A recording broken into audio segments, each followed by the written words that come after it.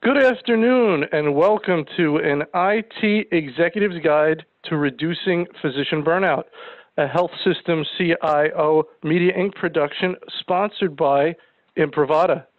Just a little housekeeping before we get started. My name is Anthony Guerra. I'm the Editor-in-Chief of Health System CIO, and I will be your moderator today. We do have some fun interactive features that we're going to use today. One is our agree or over-the-top poll.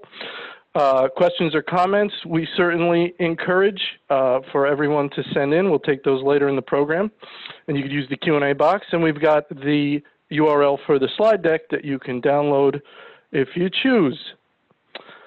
Just so you see how we are going to spend our time today, first we're going to go about 35 minutes with our panel discussion featuring Dr. Tanya Hongstermeyer, VP and CMIO at Lahey Health, Dr. Stephanie Lahr, CIO and CMIO at Monument Health, and Dr. Sean Kelly, Chief Medical Officer with Imprivata. And then we will have our Q&A, which I'm definitely looking forward to.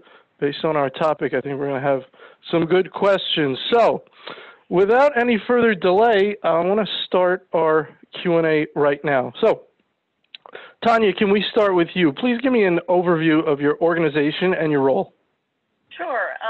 Well, Lahey Health is now part of what's called Beth Israel Lahey Health, but Legacy Lahey Health, where I've served as a CMIO for now 7 years, consists of 6 hospitals and 2,000 plus practicing clinicians with a lot of ambulatory, probably I think 300 and some odd ambulatory department locations. And I've been part of a great IT team here, and we are now part of a merger, and we have a growing IT footprint. And we've been on Epic since 2015. And I also sit on the Mass Hospital Association, Mass Medical Society Physician Burnout Task Force. All right, excellent, Tanya. Thank you. Stephanie? Yeah, good morning, or I guess maybe afternoon where you are. My name is Stephanie Lahr. I am the CIO and CMIO for Monument Health. We are just in the midst, actually, of a rebrand. So we were formerly Regional Health. We are the primary tertiary care provider for all of western South Dakota and a little bit of eastern Wyoming and northern Nebraska. So we are a 5-hospital system providing care in mostly rural environments and have about 25 clinic locations, do most areas of care, basically with the exception of advanced pediatrics and transplant surgery. Very good. Sean? Hi, thanks, Anthony. My name is Sean Kelly, and I'm the Chief Medical Officer at Imprivata. We are a digital healthcare identity company, and I've been at the company a little over 8 years now. I often interact with clinical leadership around the country, so people like Tanya and Stephanie, CIOs and CMIOs and other executives and end users around the country and indeed many parts of the world to help bridge the gap between IT and technology on the one hand and the world of healthcare on the other, and really try to ease things like burnout and balance both security and usability. In fact, try to give more usability, convenience, and efficiency while actually increasing security. And so that's what we as a company do. I also happen to be an emergency physician at Beth Israel Deaconess. We're merged now with Lahey, with Tanya. So have a long background of wearing that hat and actually being an end user of a lot of different types of technology. And so we'll kind of put both hats on and off during today's discussion. Very good. All right, next question. Let's start with a definition, get a baseline definition of what we're talking about here. Stephanie, I want to start with you. How would you define physician burnout as it relates to the EMR? So I am glad that you're clarifying as it relates to the EMR, because certainly physician burnout is a broad topic and has a lot of elements that both contribute and can be things that can be done to improve it, that some of which are within the realm of technology and some of which are not. As it relates to the EMR, I think, or maybe even more broadly as it relates to technology, I think physician burnout is the disillusion and dissatisfaction of physicians and really any clinical caregiver in their ability to practice medicine and deliver care because of obstacles and other impediments that are interfering with their relationship with the patient and not adding value to that relationship, causing frustration and discontent. Very good, Sean. First of all, I think I have a bone to pick with you, Anthony. In this question, we're going to start this off right. So in the question, we talk about burnout related to the EMR. And unfortunately, I think one of the reasons a lot of us are burnt out is the EMR has become synonymous with IT or using digital tools to help deliver care. And in many ways, part of the reason that a lot of us feel burnt out is because we feel like we're being used by the EMR for billing and compliance reasons. And a lot of times that's how the tools we are using are optimized.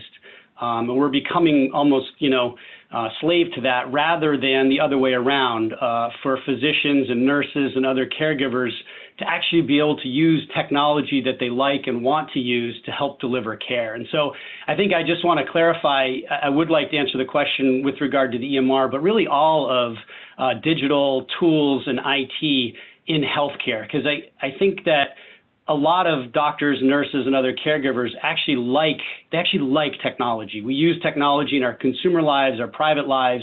We just like good technology. And so we want to work with our hospital systems to have technology work for us rather than against us. And when it works against us, we get burnt out because the job is hard enough as it is, due to all the factors not related to the EMR, overcrowding, seeing more patients, lack of the ability to bill as much, just a lot of the breakdown of social constructs and systems and social determinants around healthcare. So there's a number of factors, but the bottom line to me is we want IT to work with us and not against us. Very good. Very good. Tanya? Well, just to kind of build up on what Stephanie and Sean have said, I mean, I often say that our clinicians are basically being caught in the middle of an arms race between payers and health and providers, the health systems, and that arms race of regulation and reimbursement requirements and the like. They are drowning in data management activities. They spend, I like to say they spend more time curating the data than curing our patients, and it's painful for them.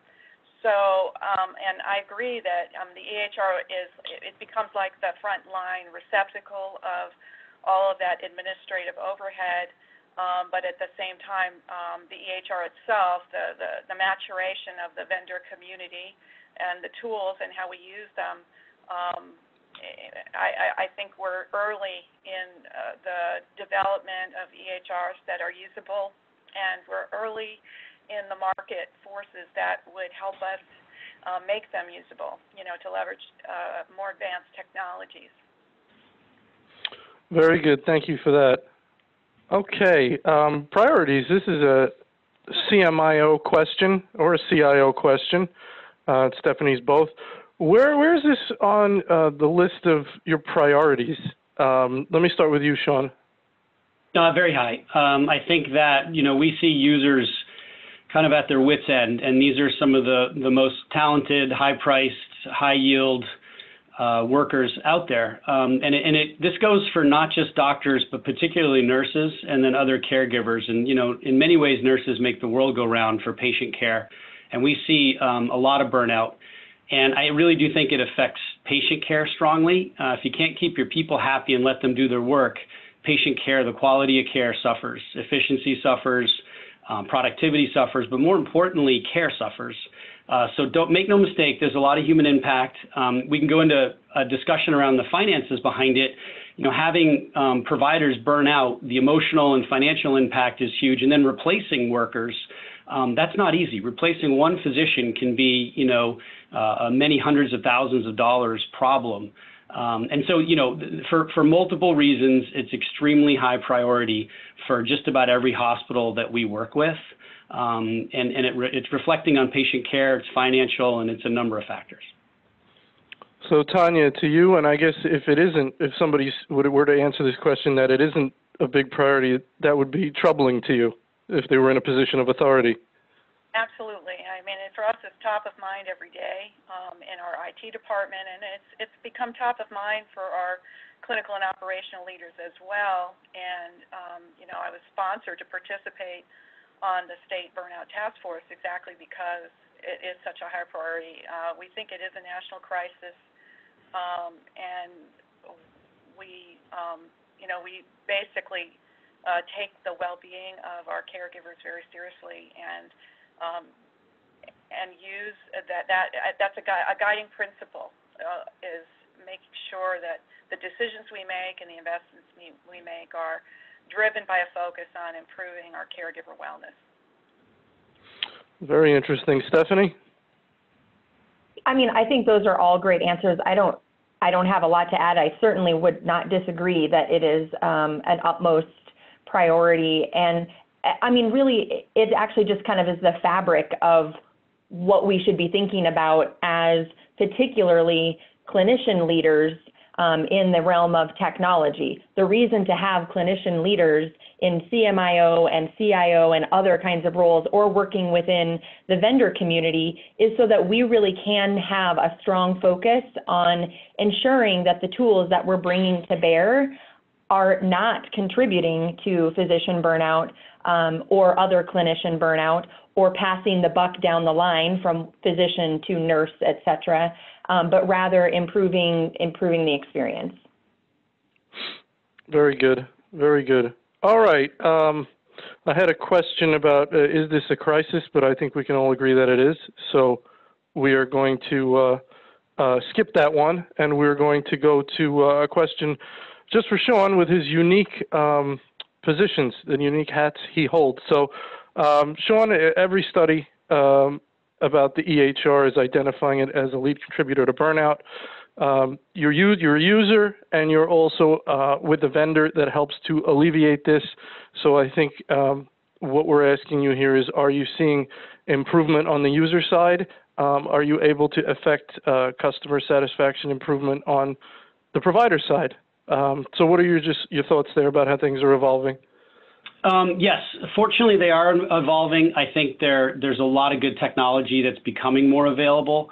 I can obviously speak directly for what we try to do every day of our business life, which is really speed access to systems, allow doctors and nurses to actually focus on the patient and patient care and think less about both the time and the cognitive disruption of trying to log in to systems, allow for single sign-on, allow for electronic prescribing, unified communications, patient identification. The whole idea is, facilitate and bury that technology, make it invisible, and just allow doctors and nurses to do their jobs. And, I think when you talk to most frontline workers in healthcare, they just want to focus on the patient. And a lot of the devil's in the details. And so, for us, I know a lot of the time that I spend is walking around the floors with people like Tanya and Stephanie at our and their hospitals and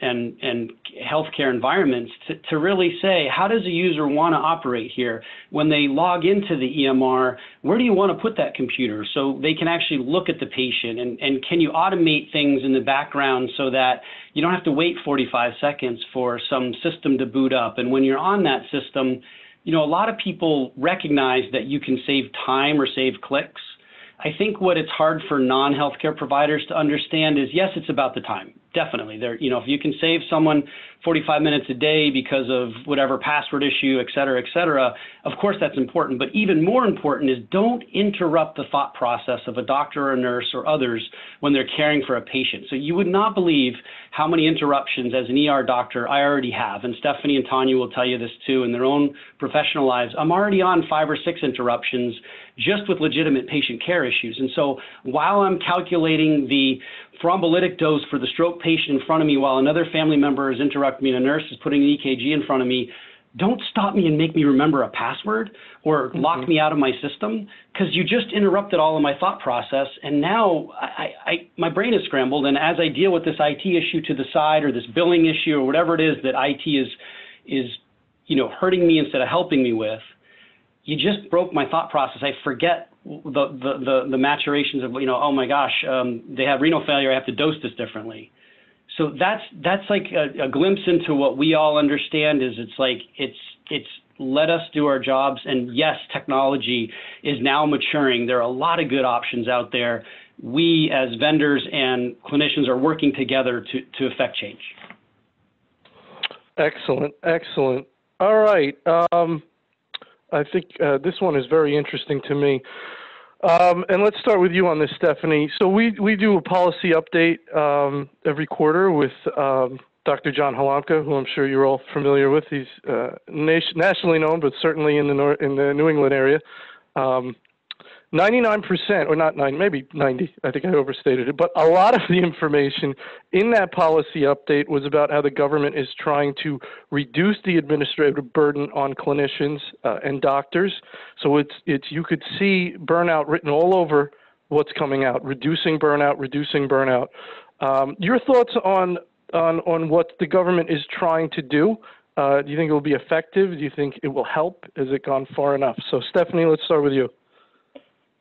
So, I mean, this is a bit of a loaded question, of course, but I think, the reality is we got to start somewhere. So I'm glad it has their attention. I'm glad we're talking about it. I think I don't think it's too far out there to say when the government has to get involved in order to tell us what we actually probably already know in our own special areas of focus for us, that's medicine.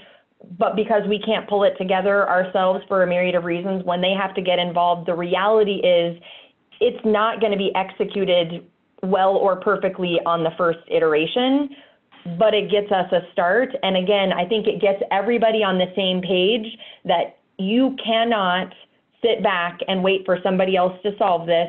You cannot sit back and say, I'll be in denial, this probably isn't a problem. It at least puts everybody's focus in the right direction.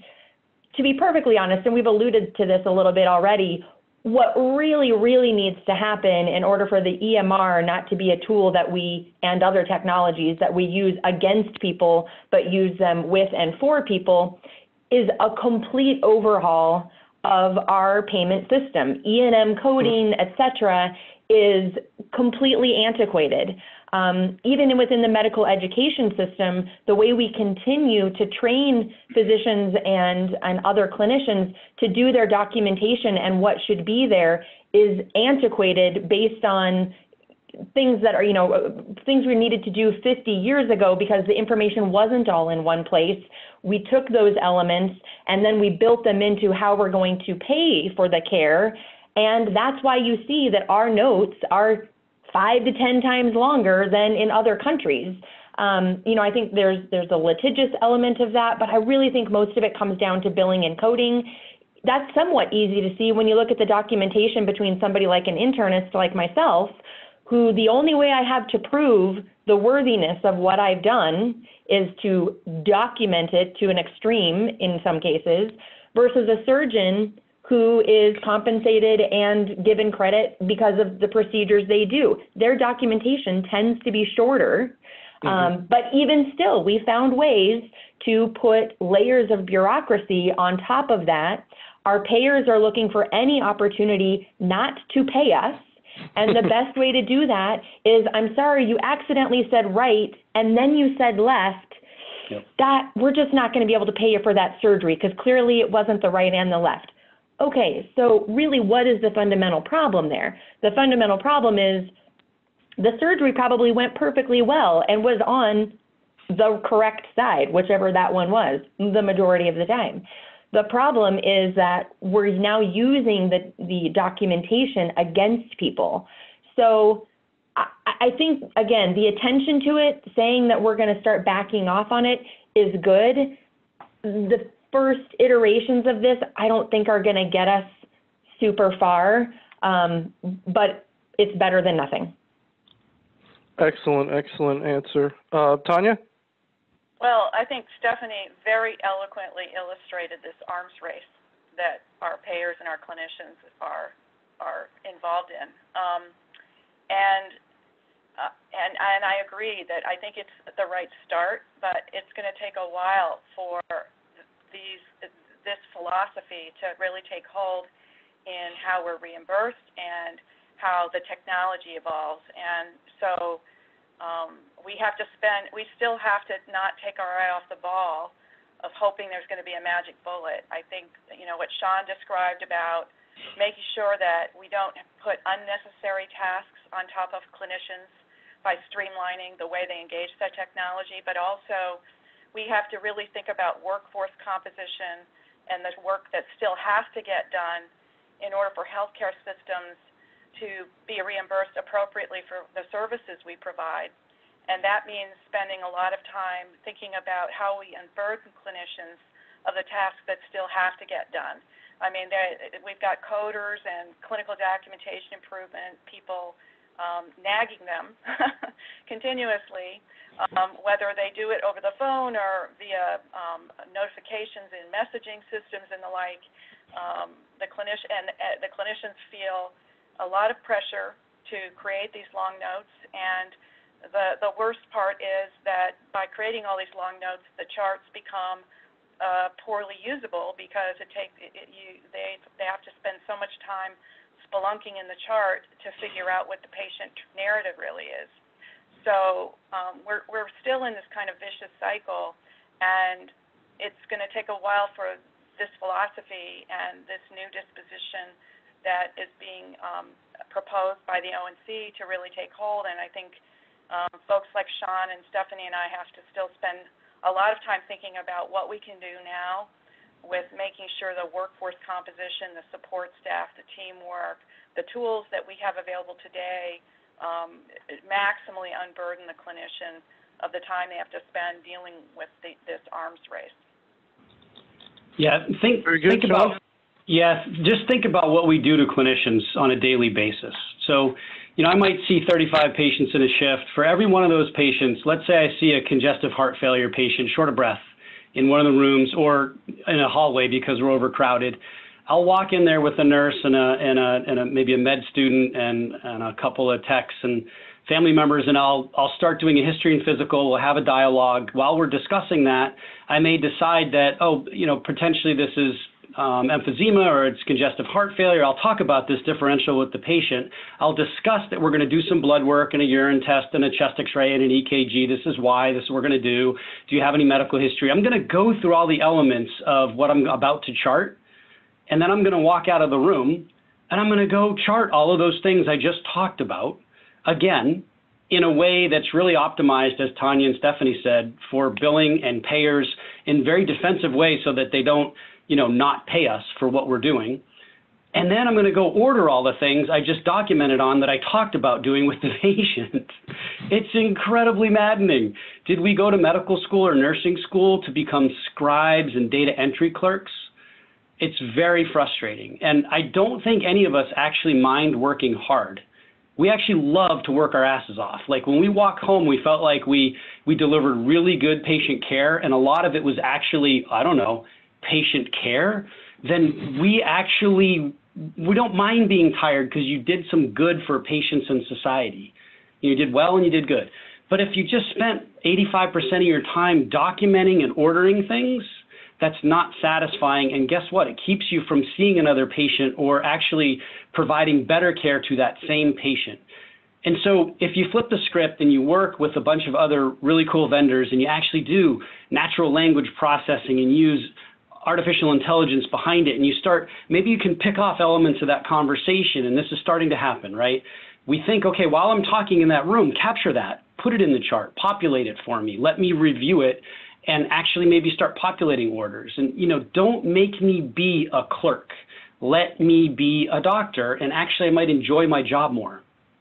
So. And I think just to add to what Sean is saying, one of the other dangers of where we are right now is that our clinicians are so frustrated with all of the tasks that they need to, we'll say, just interact with technology on, whether that's manual entry or otherwise. There's almost a pushback of, I don't want to do any of it anymore. And so you actually have clinicians who, back when we were on paper, I'm old enough to remember those days. I never thought to myself, I'm going to write an order for a potentially dangerous medication that has to be administered in a certain way, and someone else is going to execute on that. I need to be clear with them what it is I want and how it should be done so that the patient remains as safe as possible. I never complained that I was writing out in longhand what the amiodarone drip should be and how it should be run so that the nurse and the pharmacist had all of the relevant information in order to be able to do that safely. What I see now is that physicians are so frustrated with all of the different things they do, they kind of want to abdicate all of it. I don't even want to tell you the orders anymore. I don't want to do the documentation. I don't want to do any of it anymore. And it's not because they're, to Sean's point about working hard, it's not because they're lazy. It's not because they're difficult. It's because they're so overwhelmed and frustrated by everything we're putting in front of them. It's kind of the baby out with the bathwater. And the good elements of the things that they really do need to do. We really want to use technology to make it as safe as possible to deliver medications, to get the right study done, to get the right information from place to place. We absolutely have to have technology in order to maintain and harness all of the information we have available to us right now because it's growing so exponentially. It's just we're doing it in super old school ways without thinking about how to really reinvent. Those reinvention concepts are just starting to come into fruition in some of the things that Sean was mentioning with natural language processing and being able to sort of leverage the conversation, for example, that somebody's having with the patient, or leverage the fact, to some of the other things that Imprivata can do and other companies. If I'm physically in the room and that because of a badge that I'm carrying or something like that, again, we can eliminate me needing to put in passwords. We could eliminate me needing to log into things. You might be able to pull a screen up and show information that's relevant to me based on things we already know. That's the really exciting stuff. It's going to take a little while for us to get there. And so to Tanya's point, we have to be thinking about what are the little things we can do every day right now without spending a lot of money and completely throwing out all the systems we have and bringing in new ones, but that let our clinicians know we hear you, we understand, to an extent, be patient, and we're going to do what we can little by little right now, today, and again tomorrow, and again the next day until the big thing comes along. Very good. Excellent, excellent. All right, let's get to sort of the advice kind of question, stuff people can use, as it were. And Tanya, I want to start with you.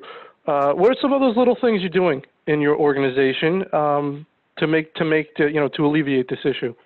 Well, one is we have a very strong governance with a lot of clinician participation in how we make decisions about configuration of the EHR, as well as how we collaborate across operations and the like to look for opportunities for support staff to unburden the clinicians.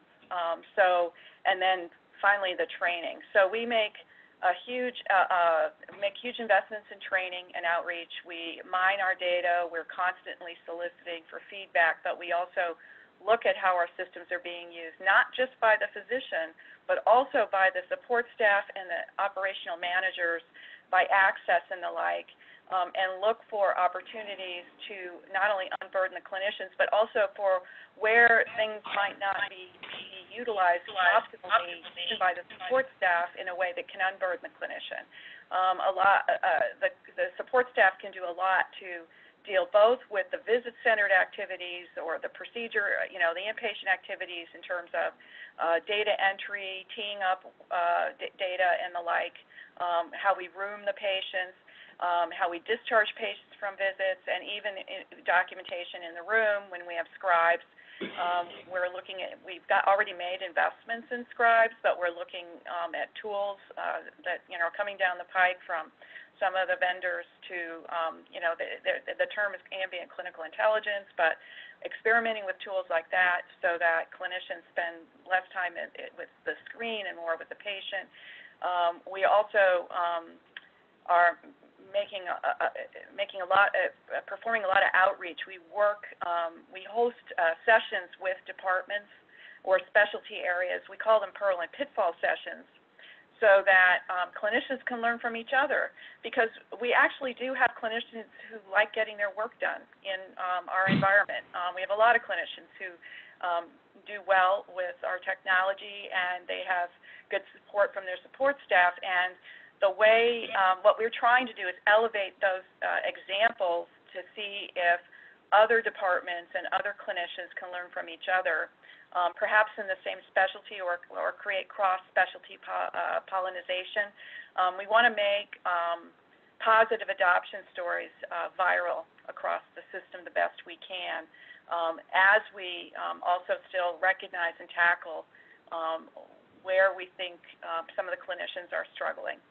Some clinicians struggle because they have work habits that, when we were on paper, they were the ones with the charts stacked in their office, and they bring those habits to the EHR, and it results in a similar outcome. So it takes a lot of engagement, a lot of work we do studying the work habits and the usability behavior of our clinicians and our support staff, a lot of training outreach, a lot of engagement with operations, and also continuously looking for ways in which we can implement tools and make configuration adjustments in our platform to improve the quality of life for these care teams.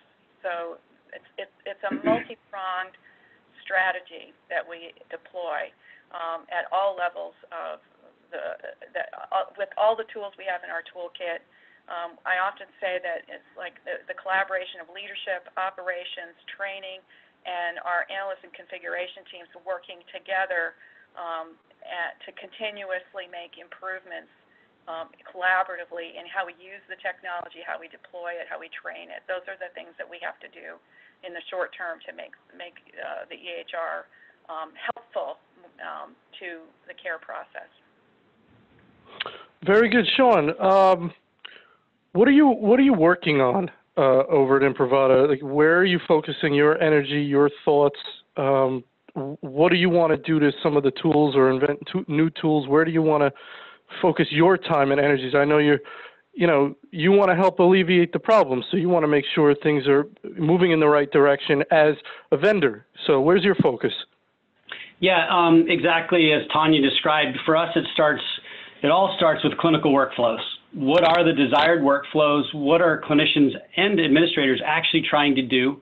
And how can you make it easier for them to do so? And I know that sounds simple, but generally that means they're trying to access online systems somewhere, either the EMR or other apps.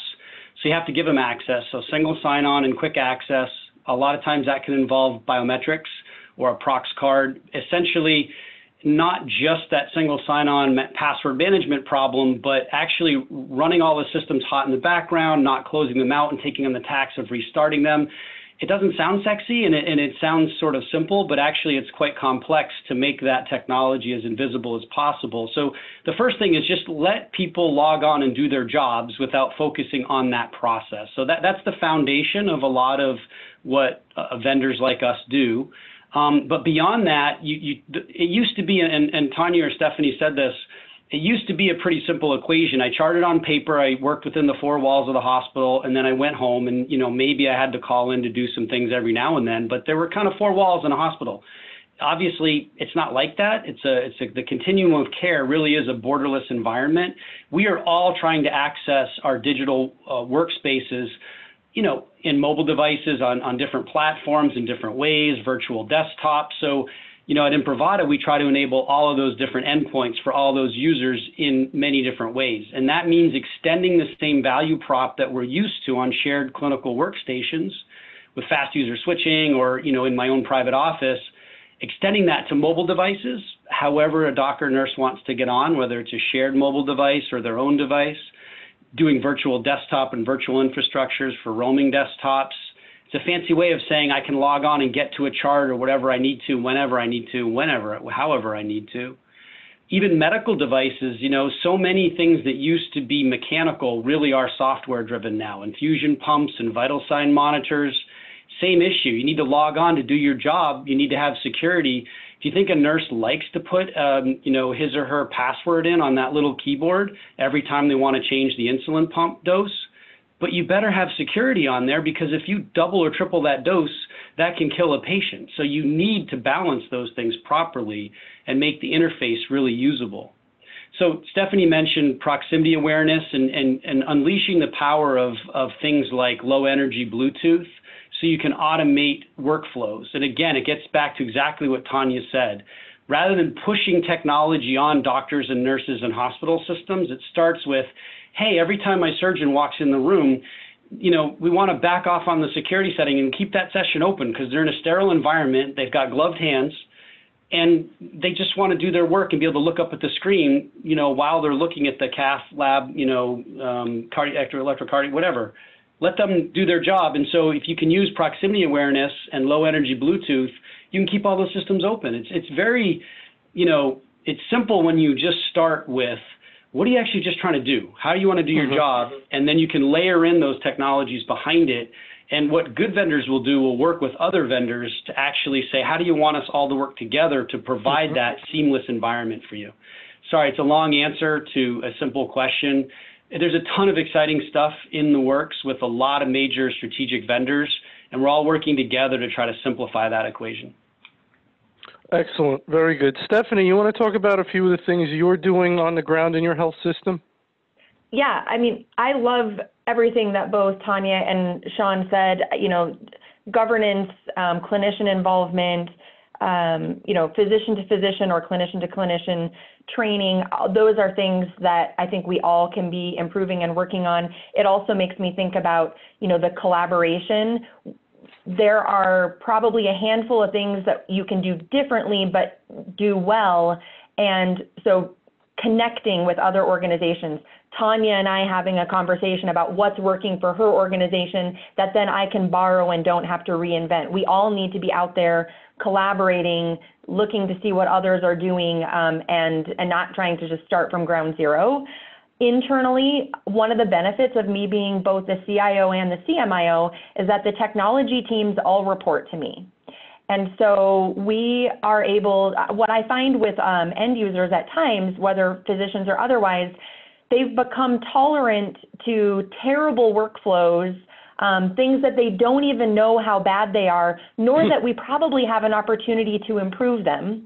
Or they come to us with a solution to a problem that is completely ridiculous, completely undoable. But my teams know the technology well enough to actually be able to say, okay, what I hear is this is the problem. I think I know something we could do to fix this. So sometimes that comes to us.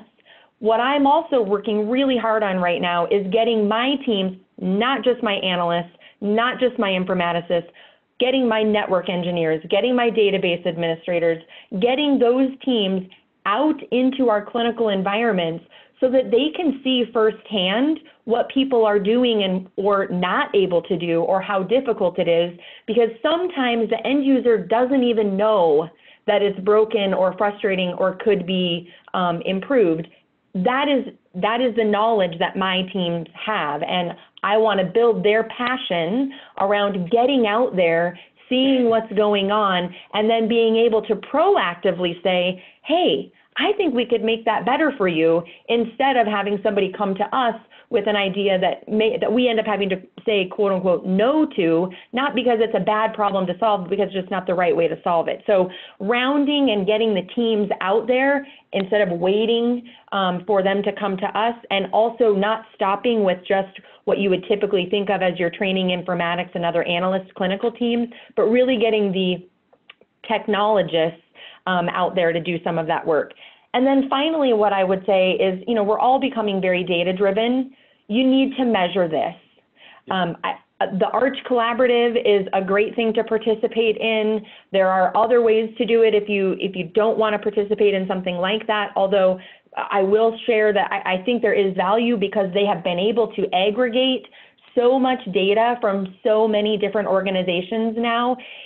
It doesn't give you a silver bullet for what you need to go in and do, but it gives you areas of focus And sometimes what we think are the problems or we think are the challenges are not really the problems and challenges that our end users are most frustrated by. And so participating and measuring something like the use of the Arch Collaborative allows us to understand what the end users really, as a group, are experiencing, gives us some tools to potentially go in and make things different, not necessarily technology tools. Some of them are just, clinical workflow, observational improvements, things like that. And then we can go back and measure again and see if we've made any improvements. They have, there are scorings within the collaborative that even assess what is your, risk of burnout. That will help you understand within your own organization, are you in a crisis already and you better drop everything else and get this figured out?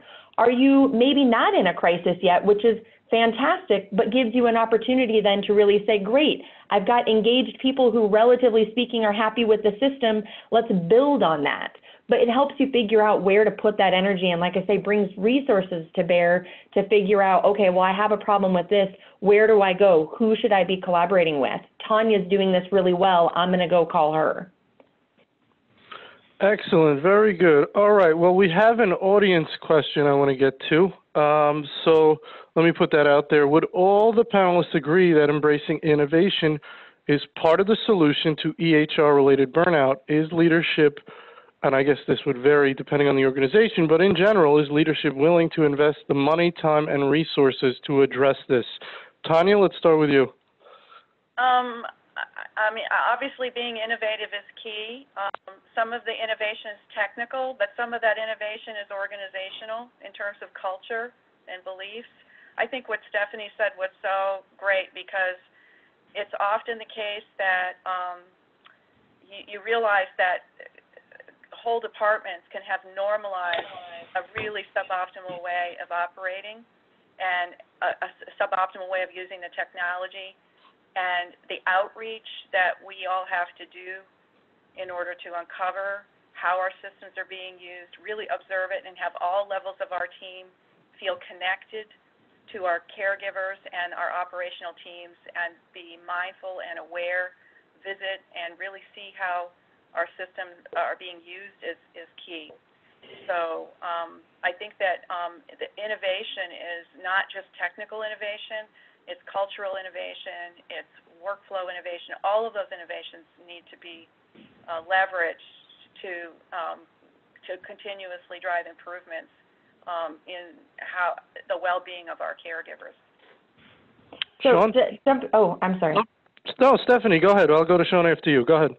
Yeah, I just wanted to jump, because I completely agree with Tanya that I think sometimes we have a tendency to think of innovation in this grand sort of, it's a building, it's some people with a title, it's really expensive, only the big organizations can do it. And that actually stifles us from making any progress, because it's like, whoa, innovation is giant. If I certainly am not personally capable of taking on innovation. So I really have been working hard with my teams and sharing information.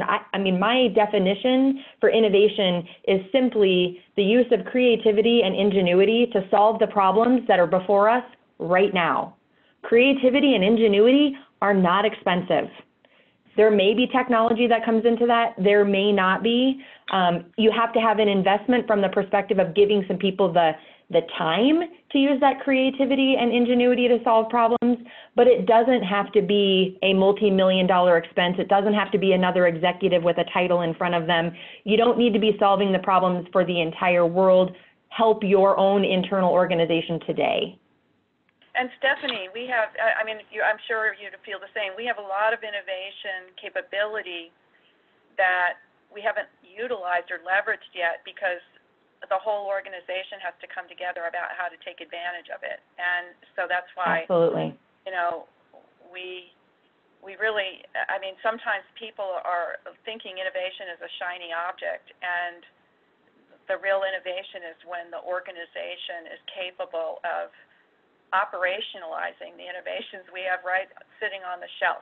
And I spent a lot of time, and certainly in our organization, we spent a lot of time thinking about how to create that cultural competency to really digest change, to be self-transformational with the tools that we have, because we already have a lot of tools, and at the same time can keep our eye on the ball of the low-hanging fruit and the opportunities out there to take advantage of what's emerging as the technology enablers are maturing. Because I think in the last couple of years we're seeing a sea change of evolution with AI and the like that is going to bring a lot of really exciting innovation, right to our doorstep. Absolutely. Sean, go ahead. Oh, Stephanie, do you have anything else there? No, disagreeing completely. Okay. Very good. Sean, I think for time's sake, I think I'm going to give you the last word. So if you want to respond to the last question and also give any final thoughts. Yeah, I agree 100% with both Tanya and Stephanie, and I think that most innovation, for those of us that are fans of like the lean process, you got to go to Gemba. A lot of innovation is just enabling your frontline workers to actually affect change, and most of that, as both Tanya and Stephanie said, most of that can be simple. It can be actually cultural and change management rather than technology. And, I like to say, if you can't draw out on paper what you're trying to accomplish, you shouldn't try to put technology behind it. And, before you reach for AI, how about a little I, right? Like, let's think this I through. like that. And, just putting something on high speed doesn't mean it's going to be better. You really have to think about what you're trying to do. And therefore, advice for those of us on the tech side in industry, you never try to push solutions on hospital systems or providers. You ask them and you find out when you work with them, what are the problems they're trying to solve or the value they're trying to create, we are trying to solve or we are trying to create, and then you help them make the internal justification to get tools to do so. And a technology tool is a part of an overall process to improve patient care or reduce burnout. And I think what you gather from our discussion here today, it's obviously complex. Some of the simplest things are actually the best things to do. Physician and other operational and clinical leadership is absolutely essential to bridge the gap between consumer tech and business and healthcare, because we live in a strange world. Our work is different. It's patients, not just customers we're dealing with, and so you have to be sensitive to the particulars of healthcare. But that said, it's not impossible. In fact, it's happening at an increasing pace every day. I mean, Stephanie and Tanya are doing absolutely amazing things on a daily basis right now. And a lot of things we talked about are not pie in the sky. As Tanya said, they're already happening in pockets or even widespread. But no tech vendor can get into a hospital just saying, oh, we've got this great new tool for you. Everyone has to work together collaboratively and make an internal case to say, here's the hard ROI, here's the real value, here's how the patients benefit, here's how the doctors and nurses benefit. And by reducing burnout, trust me, patient care gets better. We are working together on this. It's an incredibly complex process, but I'm actually very hopeful, because finally places have installed EMRs, are rolling them out. They're picking their heads up and saying, well, how do we optimize this environment now? And people like Tanya and Stephanie are stepping up to the plate. We have a lot more physician and nursing leadership that's not going to put up with bad solutions. And guess what? If a vendor or a hospital IT system's not going to provide it for them, they're bringing it in their pocket. It's going to happen one way or another, and it's up to people like all of us to make it happen really well. Excellent. Very good. All right. Well, that's about all we had time for. We could go certainly longer. There were things that I had wanted to get to, but we have to respect everyone's time. So regarding continuing education, those of you who hold the CHIME CHCIO certification program get 1 CEU for attending our events. So if you let CHIME know you were here, and if you've asked us to do so, we certainly will. If you need a certificate of attendance for another CEU program, you could use the final slide in this deck. You'll receive an email when the on-demand recording of this event is ready. This will be out in an MP4 and also an audio-only format. It'll go out on our iTunes channel.